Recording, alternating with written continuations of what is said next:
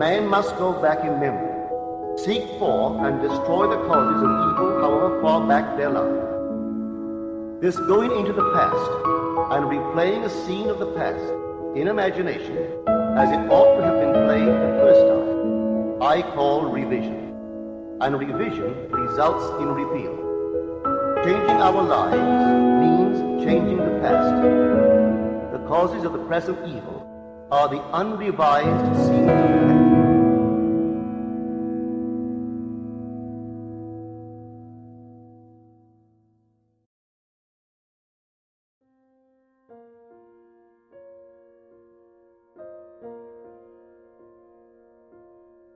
Conoceréis la verdad, y la verdad os hará libres. La verdad que libera al hombre es el conocimiento de que su conciencia es la resurrección y la vida, de que su conciencia resucita y da vida a todo lo que él es consciente de ser. Fuera de la conciencia no existen ni la resurrección ni la vida. Cuando el ser humano renuncia a su creencia en un Dios separado de él, y empiece a reconocer que su conciencia de ser es Dios, como hicieron Jesús y los profetas, entonces transformará su mundo al darse cuenta de que mi Padre y yo somos uno, pero mi Padre es más grande que yo. Sabrá que su conciencia es Dios y que aquello que él es consciente de ser es el Hijo que es testigo de Dios, el Padre. El que concibe una idea y la idea concebida son uno, pero el que concibe es más grande que aquello que concibe. Antes de que existiera Abraham, yo soy. Sí, yo era consciente de existir antes de ser consciente de que soy una persona. Y el día en que deje de ser consciente de que soy una persona, seguiré siendo consciente de que existo. La conciencia de ser no depende de que uno sea nada. Precedió a todas las ideas de sí misma, y seguirá existiendo cuando todas las ideas de sí misma dejen de existir. Yo soy el principio y el fin. Es decir, todas las cosas o las ideas de mí mismo empiezan y acaban en mí, pero yo, la conciencia informe, permaneceré eternamente. Jesús descubrió esta gloriosa verdad y declaró que Él era uno con Dios, no con el Dios que el hombre había creado, porque él jamás reconoció a ese Dios.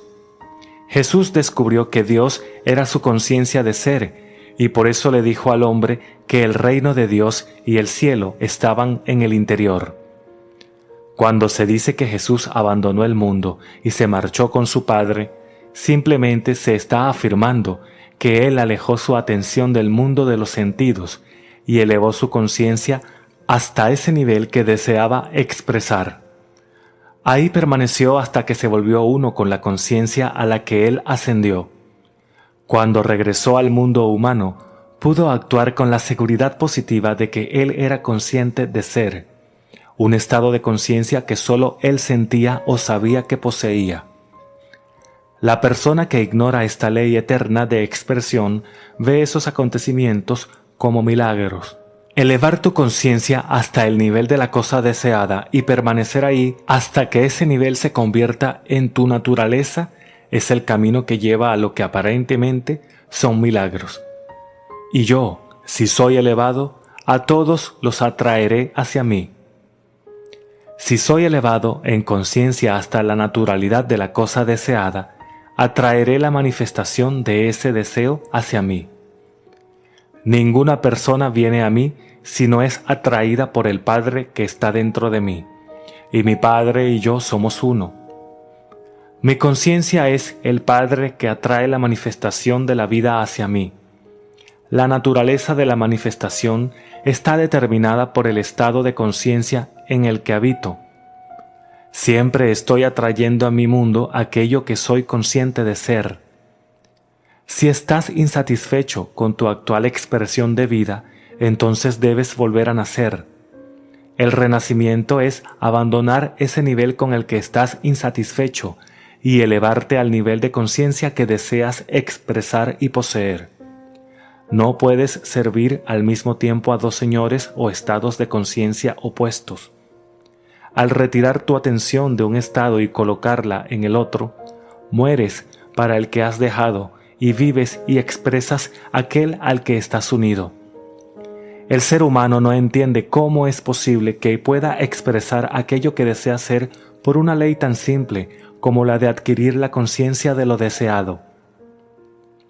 El motivo de esta falta de fe por parte del hombre es que ve el estado deseado a través de la conciencia de sus limitaciones actuales.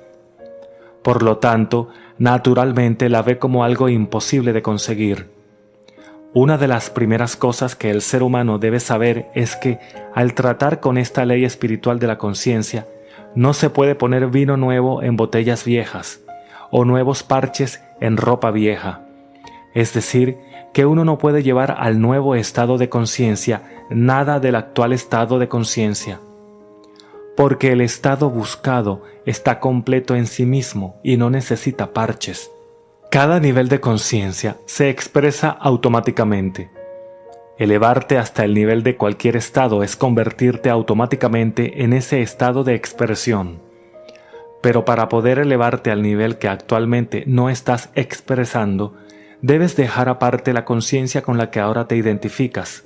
Hasta que no hayas dejado tu conciencia actual, no podrás elevarte a otro nivel. No te desanimes. Abandonar tu identidad actual no es tan difícil como podría parecer. La invitación de las Escrituras, estar ausente del cuerpo y estar presente con el Señor, no es para unos pocos elegidos, es un llamamiento general a toda la humanidad. El cuerpo del que se te está invitando a escapar es tu idea actual de ti mismo, con todas sus limitaciones, mientras que el Señor con el que debes estar presente es tu conciencia de ser. Para realizar esta proeza aparentemente imposible, debes apartar tu atención de tu problema y colocarla en el simple hecho de existir. Dices en silencio, pero con sentimiento, yo soy. No condiciones esta conciencia y sigue declarando, yo soy, yo soy. Simplemente siente que no tienes rostro ni forma y continúa haciéndolo hasta que sientas que flotas.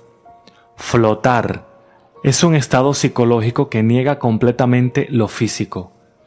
Mediante la práctica, en estado de relajación y negándote de buena gana a reaccionar a las impresiones sensoriales, es posible desarrollar un estado de consecuencia de receptividad pura. Esto es algo sorprendentemente fácil de lograr. En este estado de desapego absoluto, una clara firmeza de pensamiento intencionado puede ser grabada indeleblemente en tu conciencia no modificada. Este estado de conciencia es necesario para una auténtica meditación. Esta maravillosa experiencia de elevarte y flotar es la señal de que estás ausente del cuerpo o del problema y que ahora estás presente en el Señor. En este estado expandido solo eres consciente de ser el yo soy. Yo soy. Solo eres consciente de existir. Cuando se logra esta expansión de la conciencia, dentro de esta profundidad informe de ti mismo, debes dar forma a la nueva idea declarando y sintiendo que eres aquello que deseabas ser antes de entrar en este estado. Descubrirás que dentro de esa profundidad informe de ti mismo todas las cosas parecen ser divinamente posibles. Cualquier cosa que sinceramente sientas que eres mientras estás en este estado expandido se convierte, con el tiempo, en tu expresión natural. Y Dios dijo, haya un firmamento entre las aguas. Sí, que haya una firmeza o convicción en medio de esta conciencia expandida, mediante el saber y el sentir que yo soy eso, la cosa deseada.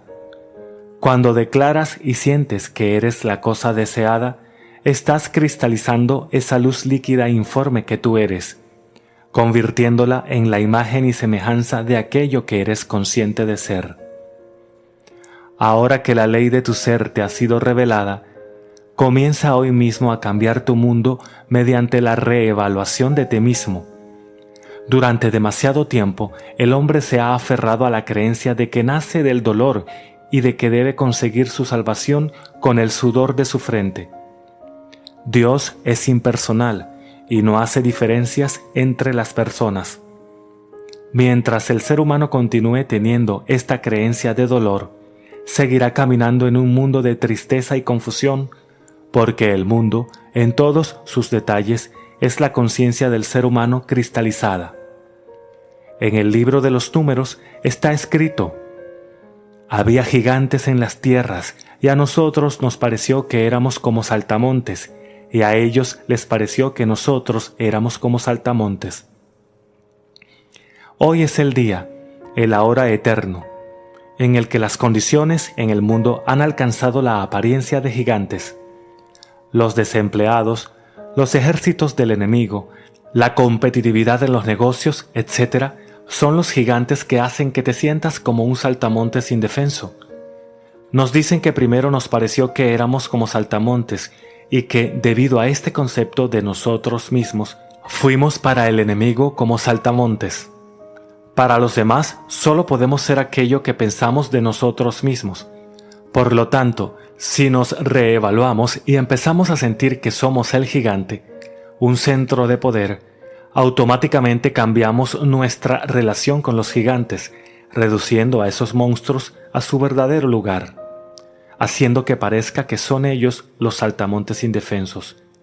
Pablo dijo al respecto: para los griegos, los llamados sabios del mundo, es necedad, y para los judíos, o aquellos que buscan señales, un obstáculo, con el resultado de que el hombre continúa caminando en la oscuridad en lugar de despertar a la conciencia de que yo soy la luz del mundo. El ser humano ha adorado durante tanto tiempo las imágenes que él mismo ha fabricado, que al principio le parece que esta revelación es blasfema, pero el día que descubra y acepte este principio como la base de su vida, ese día acabará con su creencia en un Dios que está separado de él. La historia de la traición a Jesús en el jardín de Getsemaní ilustra a la perfección el descubrimiento de este principio por parte del hombre. En ella se nos cuenta que la muchedumbre, armada con palos y antorchas, buscaba a Jesús en la oscuridad de la noche. Mientras preguntaban dónde estaba Jesús, la salvación, la voz respondió: «Yo soy», ante lo cual la multitud cayó al suelo.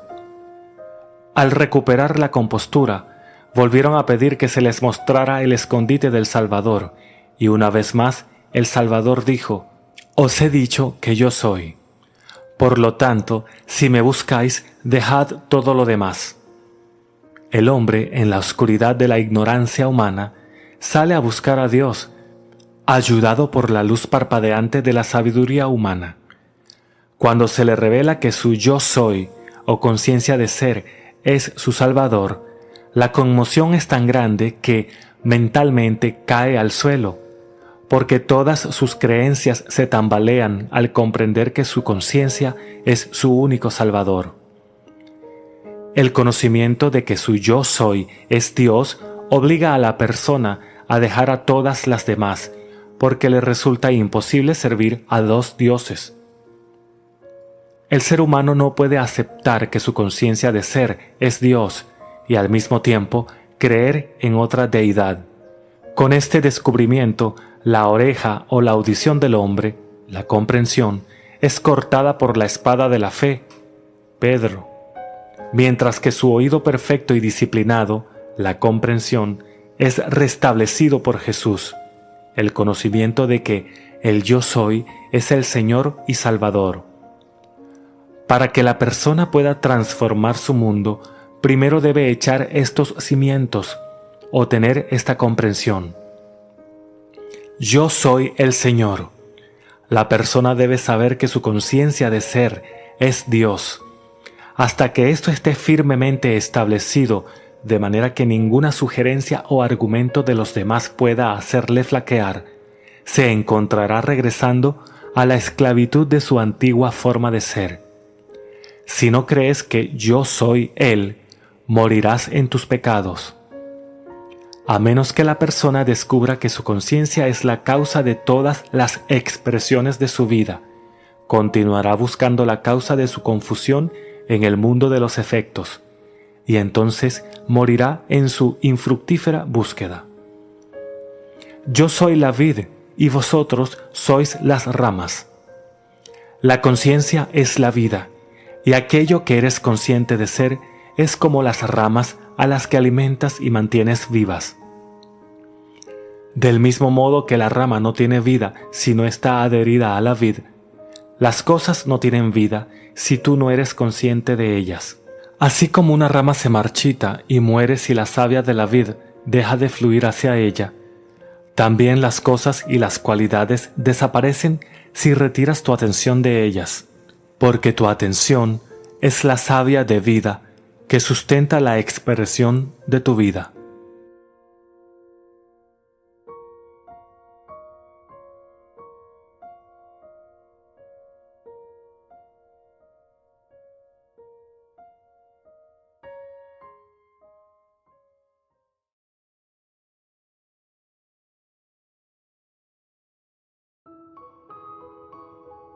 Man must go back in memory, seek for and destroy the causes of evil however far back they lie. This going into the past and replaying a scene of the past in imagination as it ought to have been played the first time, I call revision. And revision results in repeal. Changing our lives means changing the past. The causes of the present evil are the unrevised scenes of the past.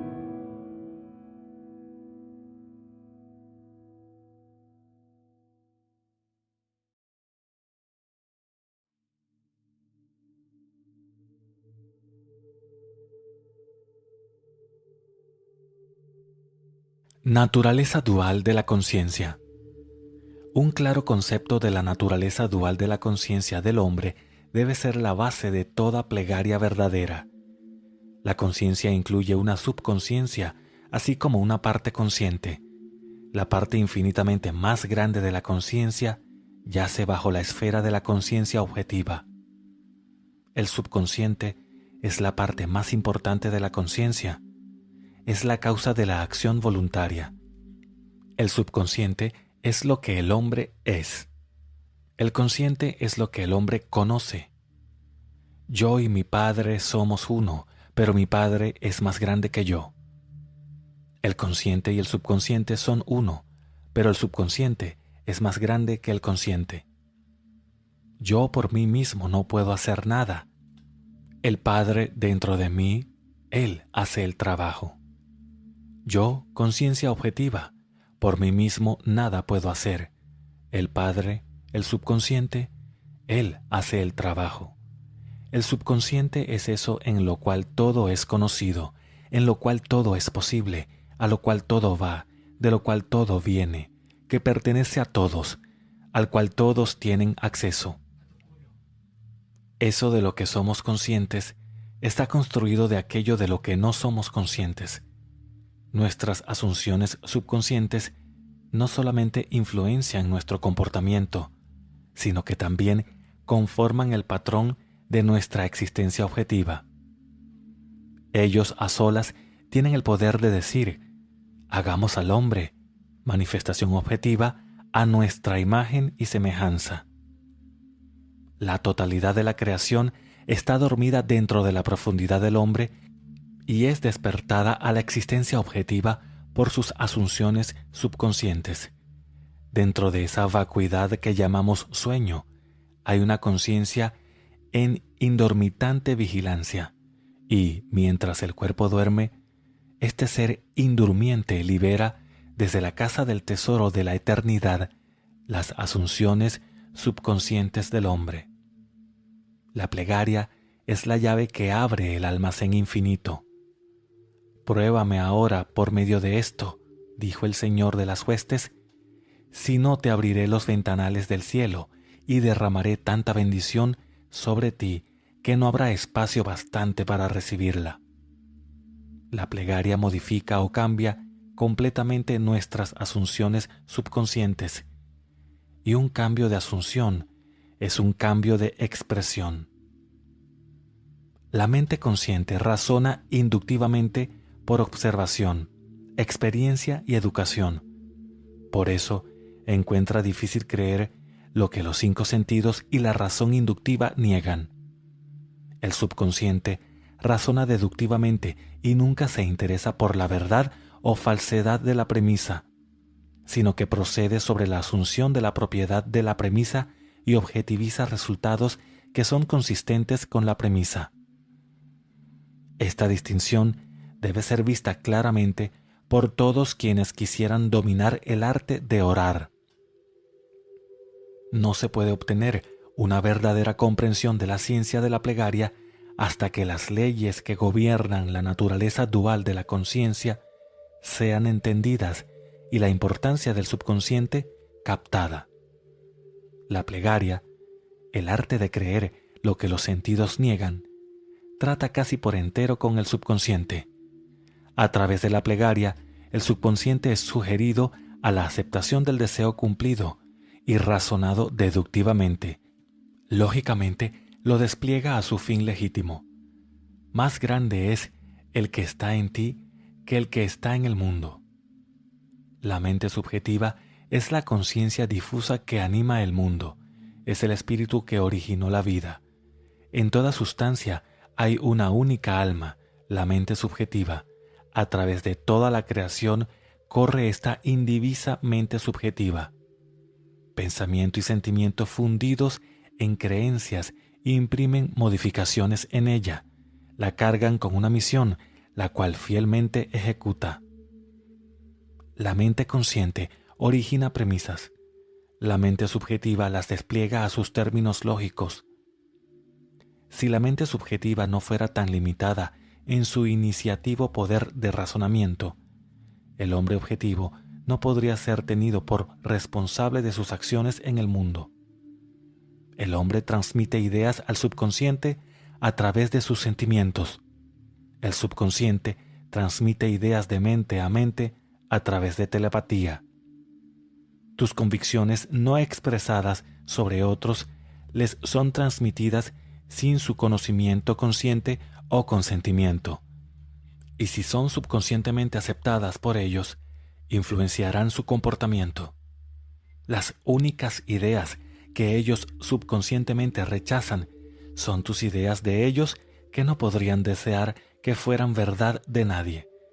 Lo que sea que pudieran desear para otros puede ser creído de ellos, y por la ley de creencia que gobierna el razonamiento subjetivo, están obligados a aceptarlo subjetivamente, y por eso a expresarlo objetivamente concordantemente. La mente subjetiva es completamente controlada por sugestión. Las ideas son mejor sugeridas cuando la mente objetiva es parcialmente subjetiva. Esto es, cuando los sentidos objetivos son disminuidos o mantenidos en suspenso.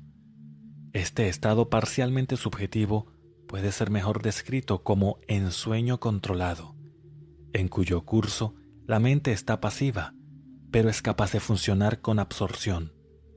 Es una concentración de la atención. No debe haber conflicto en tu mente cuando estás orando. Vuélvete de lo que es a lo que debe ser. Asume el ánimo del deseo cumplido y por la ley universal de reversibilidad realizarás tu deseo. Reza por mi alma. Más cosas son hechas por la oración que lo que este mundo sueña. Tennyson. La plegaria es un arte y requiere práctica. El primer requisito es una imaginación controlada. Pompa y vanas repeticiones son extrañas a la plegaria. Su ejercicio requiere tranquilidad y paz mental. No uses vanas repeticiones, pues la plegaria es hecha en secreto y tu Padre que ve en el secreto te recompensará abiertamente. Las ceremonias que son comúnmente usadas en la oración son meras supersticiones y han sido inventadas para darle a la plegaria un aire de solemnidad. Aquellos que practican el arte de la plegaria son a menudo ignorantes de las leyes que la controlan. Atribuyen los resultados obtenidos a las ceremonias y confunden la letra con el espíritu. La esencia de la plegaria es la fe, pero la fe debe ser permeada con entendimiento para darle esa cualidad activa que no posee por sí sola. Por eso, logra sabiduría y con todo tu poder logra entendimiento. Este libro es un intento de reducir lo desconocido a lo conocido, señalando las condiciones por las cuales las plegarias son respondidas y sin las cuales no pueden ser respondidas. Define las condiciones que gobiernan la plegaria en leyes que son simplemente una generalización de nuestras observaciones. La ley universal de reversibilidad es el fundamento sobre el cual estas afirmaciones están basadas. El movimiento mecánico causado por el habla fue conocido por largo tiempo antes de que nadie soñara la posibilidad de una transformación inversa, esto es, la reproducción del habla por el movimiento mecánico, el fonógrafo. Por largo tiempo la electricidad fue producida por una fricción sin pensar que la fricción a su vez podía ser producida por la electricidad. Sea que el hombre tiene éxito o no en revertir la transformación de una fuerza, él sabe, en todo caso, que todas las transformaciones de fuerza son reversibles. Si el calor puede producir movimiento mecánico, entonces el movimiento mecánico puede producir calor. Si la electricidad produce magnetismo, el magnetismo puede también desarrollar corrientes eléctricas. Si la voz puede causar corrientes ondulatorias, entonces esas corrientes pueden reproducir la voz, y así seguidamente. Causa y efecto, energía y materia, acción y reacción son lo mismo e interconvertibles. Esta ley es de la más elevada importancia porque te capacita a prever la transformación inversa una vez que la transformación directa es verificada. Si tú supieras cómo te sentirías si fueras a alcanzar tu objetivo, entonces, inversamente, sabrías qué estado podrías alcanzar si despertaras en ti mismo tal sentimiento. El mandato, orar creyendo que ya posees aquello por lo que rezas, está basado sobre el conocimiento de la ley de transformación inversa. Si tu plegaria realizada produce en ti un sentimiento definido o un estado de conciencia, entonces, inversamente, ese particular sentimiento o estado de conciencia debe producir la realización de tu plegaria.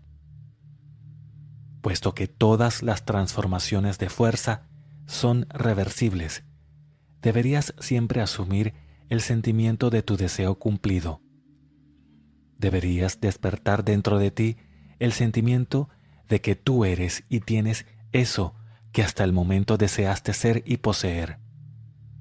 Esto se hace fácilmente contemplando la dicha que sería tuya si tu objetivo fuera un hecho logrado, de manera que vives, te mueves y tienes tu ser en el sentimiento de que tu deseo está realizado. El sentimiento del deseo cumplido, si es asumido y sostenido, debe objetivizar el estado que habría creado. Esta ley explica por qué fe es la sustancia de las cosas en esperanza, la evidencia de las cosas no vistas, y por qué Él llamó cosas que no se ven como si lo fueran, y las cosas que no se veían se vieron. Asume el sentimiento de tu deseo cumplido y continúa sintiendo que está cumplido hasta que eso que sientes se objetivice a sí mismo. Si un hecho físico puede producir un estado psicológico puede producir un hecho físico. Si el efecto A puede ser producido por la causa B, entonces, inversamente, el efecto B puede ser producido por la causa A. Por eso te digo, cualquiera sea tu deseo, cuando oras, cree que ya lo has recibido y lo tendrás. Marcos 11:24.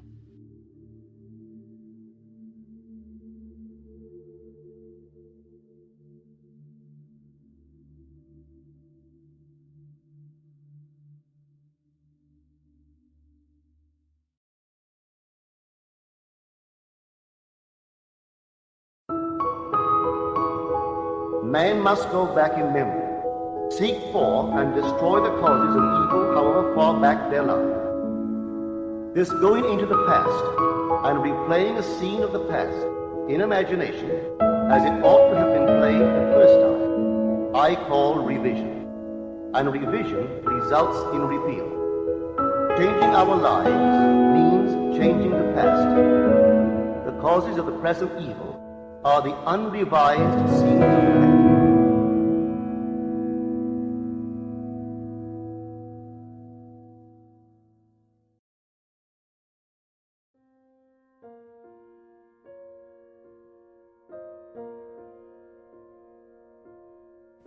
Ciertas palabras, al usarla por largo tiempo, acumulan tantas connotaciones extrañas que casi dejan de tener algún significado.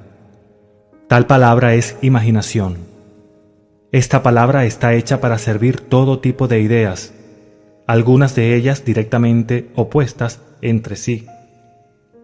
Fantasía, pensamiento, alucinación, sospecha. Ciertamente su uso es tan amplio y sus significados son tan variados que la palabra imaginación no tiene una posición ni un significado fijo. Por ejemplo, le pedimos a un hombre que use su imaginación, lo que significa que su perspectiva actual es muy restringida y por lo tanto no se iguala a su tarea. En el próximo respiro, le decimos que sus ideas son pura imaginación, implicando así que sus ideas son irracionales. Nos referimos a una persona celosa o desconfiada como víctima de su propia imaginación, queriendo decir que sus pensamientos son irreales.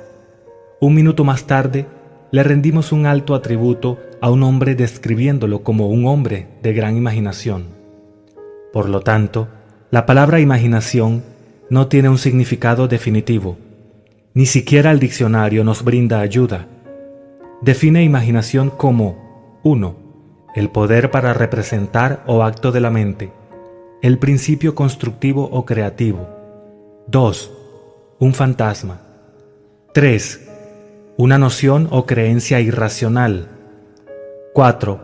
Planear, conspirar o confabular involucrando una construcción mental. Yo identifico a la figura central de los evangelios con la imaginación humana, el poder que hace inevitable el perdón de los pecados y el logro de nuestras metas. Todas las cosas fueron hechas por Él, y sin Él nada de lo que ha sido fue hecho. Juan capítulo 1, versículo 3. Hay una sola cosa en el mundo, la imaginación y todas nuestras distorsiones de ella. Fue despreciado y desechado de los hombres, varón de dolores, experimentado en quebranto. Isaías, capítulo 53, versículo 3. La imaginación es la puerta de la realidad. Blake dijo: ¿el hombre es bien el arco de Dios o el fantasma de la tierra y del agua? Naturalmente, él es solo un órgano natural sujeto al sentido. El cuerpo eterno del hombre es la imaginación. Eso es Dios mismo, el cuerpo divino. Jesús, nosotros somos sus miembros. No conozco una definición de imaginación más grandiosa y verdadera que la de Blake. Por la imaginación tenemos el poder de ser cualquier cosa que deseamos ser. A través de la imaginación desarmamos y transformamos la violencia del mundo.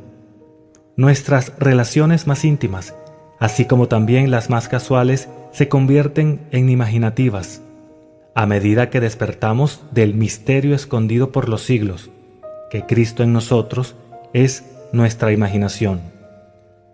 Entonces nos damos cuenta que solo cuando vivimos por la imaginación podemos decir que verdaderamente estamos viviendo.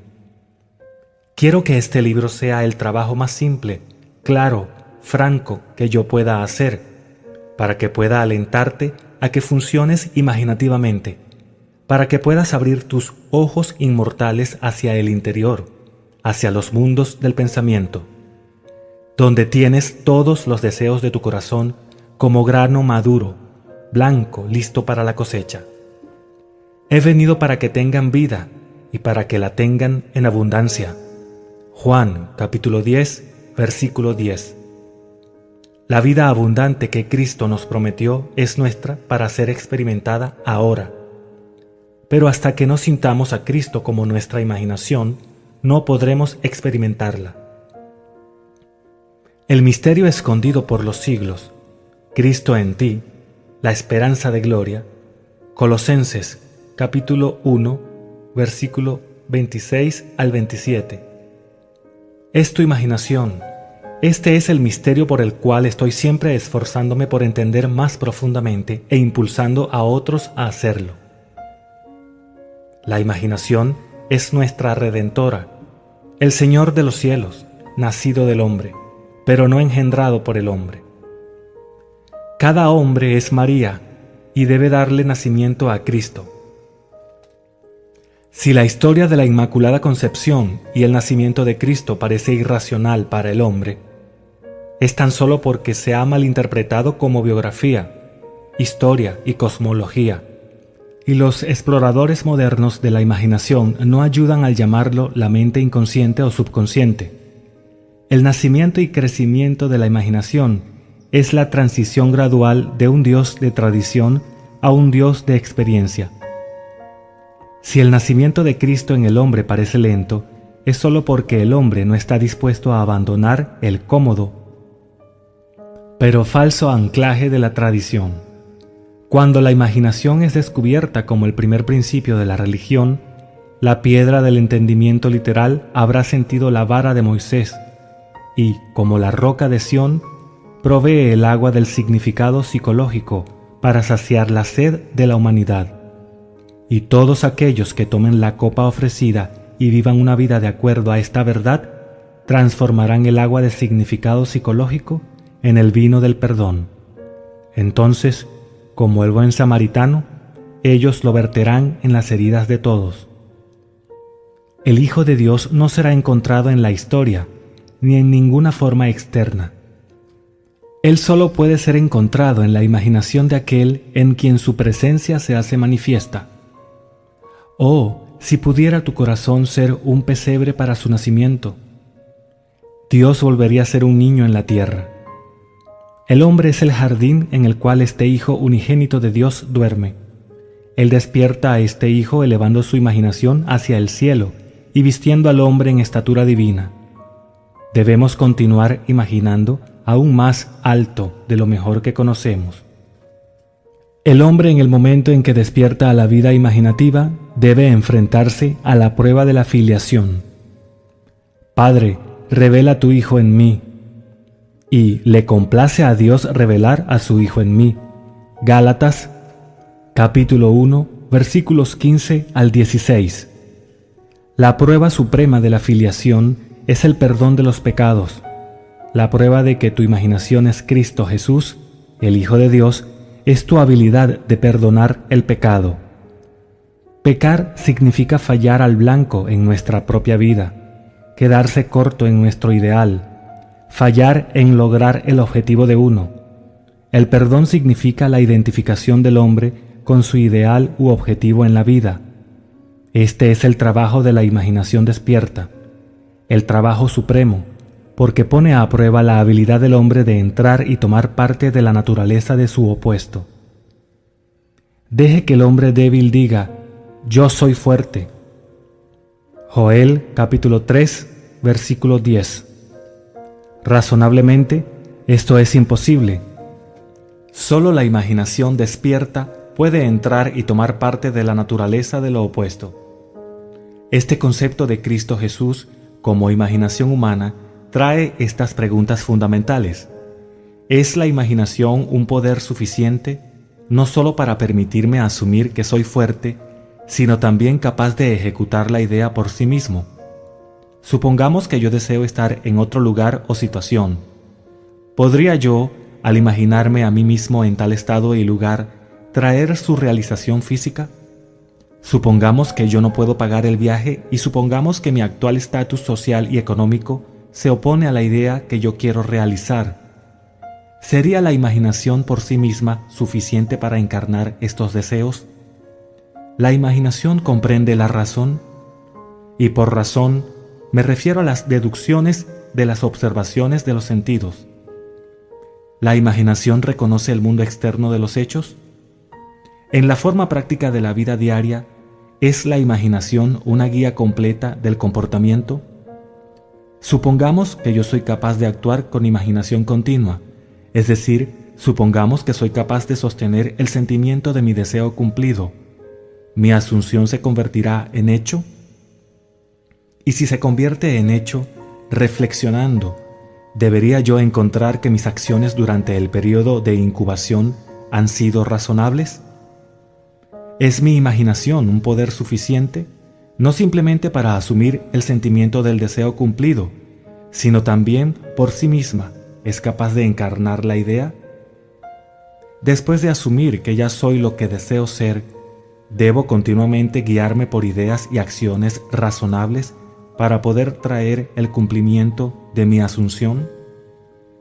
La experiencia me ha convencido de que una asunción, aunque falsa, si se persiste en ella, se solidificará en hecho, que la continua imaginación es suficiente para todas las cosas, y todos mis planes y acciones razonables nunca compensarán mi falta de continua imaginación. ¿No es verdad que las enseñanzas de los evangelios pueden ser recibidas solamente en términos de fe y que el Hijo de Dios está constantemente buscando señales de fe en la gente, es decir, fe en su propia imaginación? La promesa, cree que has recibido y recibirás. Marcos, capítulo 11, versículo 24. ¿Acaso no es lo mismo que imagina que ya eres y lo serás? ¿No era un estado imaginado en el que Moisés se mantuvo firme como si estuviese viendo al invisible? Hebreos capítulo 11, versículo 27. ¿No fue por el poder de su propia imaginación que él se mantuvo firme? La verdad depende de la intensidad de la imaginación, no depende de hechos externos. Los hechos son el fruto dando testimonio del uso o mal uso de la imaginación. El hombre se convierte en lo que imagina. Él tiene una historia autodeterminada. La imaginación es el camino, la verdad, la vida revelada. No podemos encontrar la verdad con la mente lógica. Donde el hombre natural de los sentidos ve un capullo, la imaginación ve una rosa totalmente florecida. La verdad no puede ser contenida por los hechos. A medida que despertamos a la vida imaginativa, descubrimos que imaginar una cosa es hacer que sea así. Que un verdadero juicio no debe conformarse con la realidad externa a la que se relaciona. El hombre imaginativo no niega la realidad del mundo externo de los sentidos, el mundo de las apariencias, pero él sabe que el mundo interno de la continua imaginación es la fuerza por la cual el mundo externo de los sentidos, de apariencias, se manifiesta.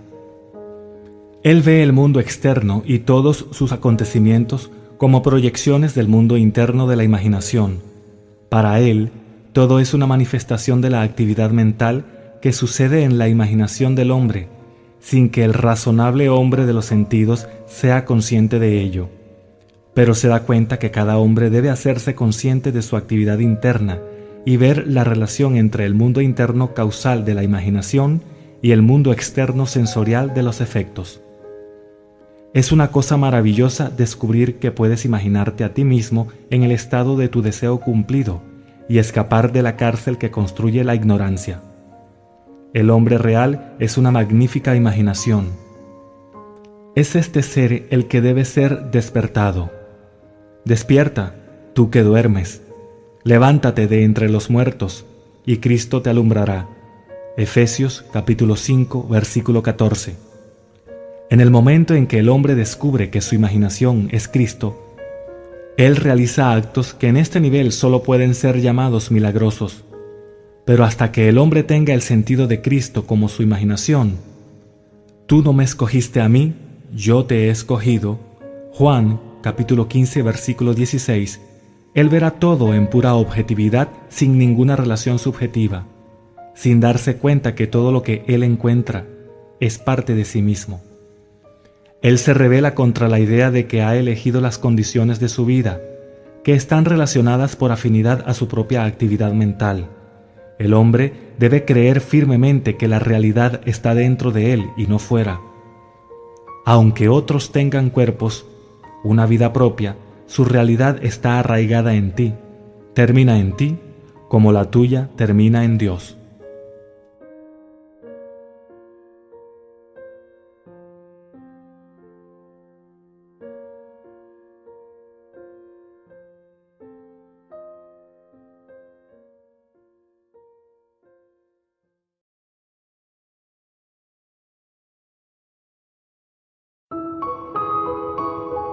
Man must go back in memory, seek for and destroy the causes of evil, however far back they lie. This going into the past and replaying a scene of the past in imagination as it ought to have been played the first time, I call revision. And revision results in repeal. Changing our lives means changing the past. The causes of the present evil are the unrevised scenes of the past.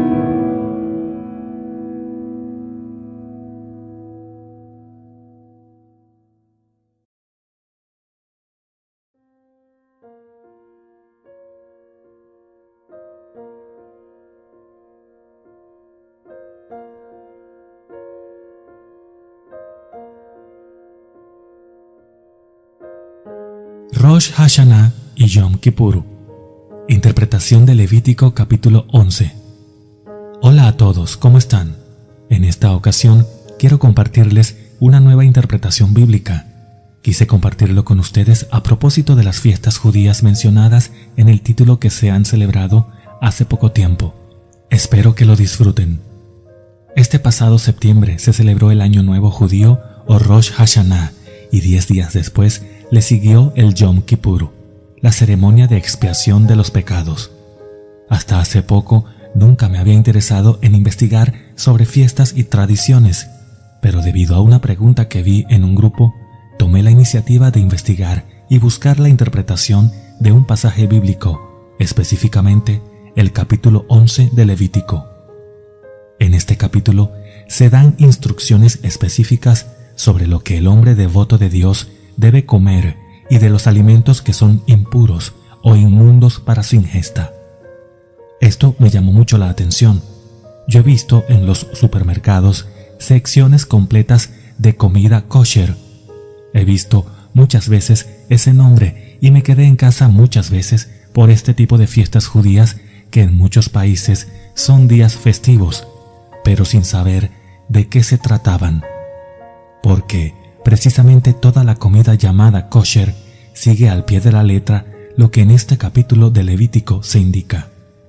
Primero que todo, quiero decir que mi intención no es ofender a las personas que creen y practican estas tradiciones, sino más bien dar mi punto de vista y, gracias a la ayuda de Neville, mi interpretación sobre este capítulo 11 de Levítico. En otra interpretación anterior, específicamente en la parábola de los 2 hijos, les conté sobre cómo podemos discernir la Biblia espiritualmente. Ahí expliqué que para descifrar su simbología y lograr interpretarla, debemos despojarnos de todo juicio, que el mensaje de la Biblia está vestido o disfrazado de condenación, y el propósito de esto es el de poner un velo frente a la persona. Y para que la persona levante ese velo, deberá hacerlo a través de la comprensión, que no es nada más que dar un salto y elevarse desde un estado de conciencia a otro en un nivel superior. Un hombre puede decir, todas las mujeres son malas conductoras, o pueden decir, todos los hombres son iguales o infieles, o machistas, etc. Y si vives con esta idea toda tu vida, entonces eres un ser estático con respecto a esas afirmaciones. Pero si logras comprensión, entonces cambiarás tus ideas y puede que te des cuenta de que estabas equivocado, que era un concepto falso. Entonces, sin comprensión, no podemos movernos internamente. El pueblo judío sigue al pie de la letra estas indicaciones de Levítico 11, y esto ha sido observado desde siglos y hasta el día de hoy, en que la comida kosher está estacionada en las estanterías de los supermercados y es comercializada a través de todo el mundo. Si quieres, puedes leer este capítulo. Es muy interesante y está lleno de simbología. En esta publicación solo haré el resumen, ya que si de verdad estás interesado y has llegado hasta acá en la lectura de mi post, entonces puedes llegar un poco más lejos y leer el capítulo completo por tu propia cuenta. Dios le habla a Moisés y a Aarón y les ordena que comuniquen esto a los hijos de Israel. Estos serán todos los animales que puedes comer sobre la tierra, todos los que rumian y que tienen pezuña hendida. De los animales del mar solo comerás de los que tienen escamas y aletas. De las aves no comerás ninguna ave de rapiña. De los insectos comerás de todo el que tenga alas, ande sobre 4 patas, pero que además tuviere 2 piernas para caminar o saltar. Serán inmundos el ratón, la rana según su especie, el erizo, el cocodrilo, el lagarto, la lagartija y el camaleón. Toda vasija de barro, dentro de la cual cayere alguno de ellos, será inmundo, así como todo lo que estuviere en ella, y quebraréis la vasija. No comerás animales que se arrastren y que anden sobre 4 patas o más. Y si algún animal que tuviereis para comer muriere, el que tocare su cadáver será inmundo hasta la noche, y el que comiere del cuerpo muerto lavará sus vestidos y será inmundo hasta la noche. Asimismo, el que sacare el cuerpo muerto lavará sus vestidos y será inmundo hasta la noche. Esta es la ley acerca de las bestias y las aves y todo ser viviente que se mueve en las aguas y todo animal que se arrastra sobre la tierra, para hacer diferencia entre lo inmundo y lo limpio, y entre los animales que se pueden comer y los animales que no se pueden comer. Ahora bien, cuando leí este capítulo, entendiendo que la Biblia debe ser despojada de todo juicio y condenación, recordé el libro de Génesis, donde se dice: Luego dijo Dios: produzca la tierra seres vivientes según su género, bestias y serpientes y animales de la tierra según su especie. Y fue así. E hizo Dios animales de la tierra según su género, y ganado según su género, y todo animal que se arrastra sobre la tierra según su especie. Y vio Dios que era bueno. ¿Qué? ¿Cómo es posible que todos estos animales pasaran de ser buenos a ser inmundas abominaciones? Sin duda que esto hay que investigarlo más a fondo. Y qué mejor que hacerlo con la ayuda de nuestro entrañable Neville Goddard. Entre Génesis y Levítico hay un libro de distancia. Entonces, ¿qué gran evento ocurrió entre Génesis y Levítico? El éxodo del pueblo judío, moviéndose lejos de la esclavitud de Egipto. Moisés saca a su pueblo de la esclavitud. Neville nos menciona que la esclavitud del hombre es simplemente el desconocimiento de la verdad sobre la naturaleza y la ubicación de Dios, y que Moisés descubre que el yo soy del hombre es Dios, y por lo tanto libera a su pueblo de esa esclavitud. El hombre es liberado del sueño de la vida cuando descubre que su conciencia de ser es el Dios del que aquí se habla. ¿Pero qué tiene que ver esta dieta tan singular? Vamos por partes. En el arte de crear tu mundo, Neville nos interpreta lo siguiente: los animales de la tierra representan a nuestras pasiones y emociones más profundas. Los animales del mar son nuestros estados invisibles, estados imaginativos invisibles. Tú vas a la playa, observas el mar, pero no puedes ver lo que hay en sus profundidades. Yo puedo estar frente a ti, pero no puedo ver lo que estás imaginando. Eso está en las profundidades del mar de tu mente. Los animales del cielo representan a las infinitas ideas que existen en el hombre, de todo tipo y especie. Si puedes dar una ubicación para una idea que tengas, no dirás que está en tus pies o en tu estómago. Tú asocias la ubicación de tus ideas arriba, en tu cabeza. Y se nos dice que el reino de los cielos está en nuestro interior, y nuestro interior, espiritualmente hablando, lo centramos en nuestra mente. Ahora bien, en este libro, Neville no menciona a los insectos, pero me atrevo a interpretar lo siguiente. Los insectos poseen varias características, pero las más importantes son: primero, su cuerpo está compuesto por 3 partes: cabeza, tórax y abdomen. Acá tenemos el número 3. Este es el número que da la clave. Esta palabra está marcada con el número 3. Segundo, metamorfosis, es decir, que sufren transformaciones. En Levítico se indica que el insecto debe ser alado, y si es alado, entonces puede volar, y por lo tanto también representan ideas que nos permiten transformarnos, pero además se dice que deben tener 2 piernas para saltar, y las piernas representan la comprensión del hombre. Gracias a la comprensión podemos saltar desde un estado de conciencia a otro. Saltamontes y langostas son insectos, pueden volar y tienen 2 piernas. Los saltamontes y las langostas fueron la penúltima de las plagas de Egipto en el Éxodo.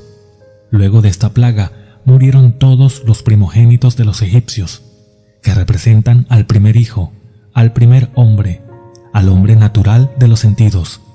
Luego de esto, vino el éxodo de los hijos de Israel. Acá está el movimiento gracias a las 2 piernas del insecto, que como dije antes, representan la comprensión. Se cuenta en el libro de Marcos que Juan el Bautista se alimentaba de saltamontes. Acá está la comprensión para el movimiento en la conciencia, comprensión que es necesaria para dar paso al que viene segundo, al hombre de imaginación. Los animales que se arrastran representan a emociones y pasiones autodestructivas que se alimentan de cualquier cosa que se mueva. Emociones que arrastramos en nosotros. Se dice en Levítico que cualquiera que caiga en una vasija volverá inmunda esa vasija. La vasija es nuestro concepto del yo. El Señor es nuestro alfarero y nosotros somos el barro en sus manos. La vasija está hecha de barro, por lo tanto, la vasija es la forma que nuestra imaginación está dando al yo dentro de nosotros. Estas emociones y pasiones autodestructivas deforman el concepto que tenemos de nosotros mismos. Ahora bien, volvamos a los animales de la tierra que se pueden comer. Estos deben tener 2 características. Deben ser rumiantes. Rumiante es el animal que ha llevado su alimento al estómago y luego lo ha devuelto a la boca. Nuestras emociones y pasiones ya digeridas deben regresar a la boca de Dios, que es nuestra mente, para luego ser reflexionadas y analizadas. Deben ser de pezuña hendida. La pezuña hendida es cuando la pata del animal está dividida en 2. Esta característica hace que la pata esté desapegada de la tierra, porque hay una división en ella. Representa un espacio por donde entra la luz. Esto representa el desapego a las emociones. Las emociones no deben controlarnos, sino que debemos ser capaces de disciplinarnos y tomar el control sobre ellas. Animales del mar que podemos comer, estos deben tener 2 características. Deben tener escamas. Las escamas representan el blindaje, el secreto, la protección. Nuestros estados imaginativos debemos protegerlos y mantenerlos en secreto. Un blindaje de escamas lo representa perfectamente. Deben tener aletas. Las aletas representan el control y la dirección, simplemente siendo conscientes y disciplinados para controlar y dirigir nuestros estados imaginativos. Los animales del cielo que debemos comer, en este caso se indica lo que no se debe comer. Animales que se alimentan de muerte. Nuestras ideas deben alimentarse de vida, no de muerte. Dar belleza en lugar de cenizas. Terminando este capítulo 11 de Levítico, se nos da una gota de esperanza. Se nos dice: el que coma o toque algún elemento inmundo será inmundo solo hasta la noche. La noche, que es el momento donde podemos regresar a la recámara de la que nos concibió, donde podemos usar nuestra imaginación, revisar nuestros eventos del día y recrearlos como nos hubiese gustado que fuesen, eliminando, redimiendo, perdonando cualquier imagen deforme de nuestro yo, para no arrastrar con nosotros eso que es inmundo.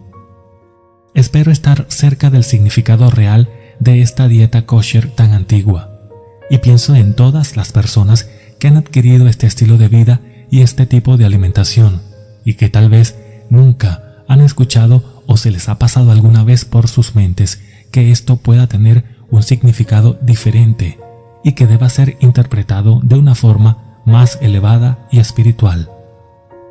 Autor Marcos Sanz.